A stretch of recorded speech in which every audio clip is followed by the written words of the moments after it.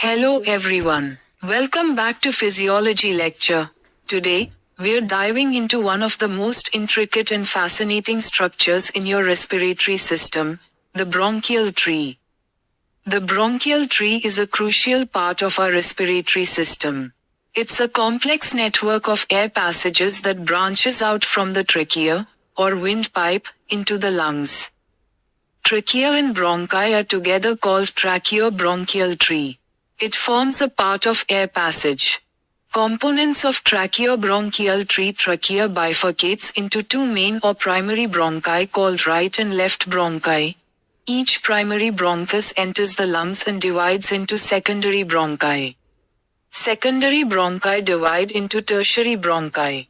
In right lung, there are 10 tertiary bronchi, and in left lung, there are 8 tertiary bronchi. Tertiary bronchi divide several times with reduction in length and diameter into many generations of bronchioles. When the diameter of bronchiole becomes 1 millimeter or less, it is called terminal bronchiole. Terminal bronchiole continues or divides into respiratory bronchioles, which have a diameter of 0.5 millimeters. This intricate branching resembles a tree. Hence the name, bronchial tree.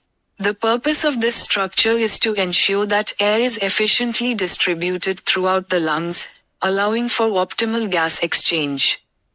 Each bronchiole ends in tiny air sacs called alveoli, where oxygen enters the bloodstream and carbon dioxide is expelled. This process is vital for our survival, as it provides the oxygen our bodies need to function. Understanding the bronchial tree helps us appreciate how our respiratory system works. It also highlights the importance of maintaining healthy lungs through good habits like not smoking and avoiding pollutants. Thanks for watching this video. If you enjoyed it, please subscribe to our channel for more educational content.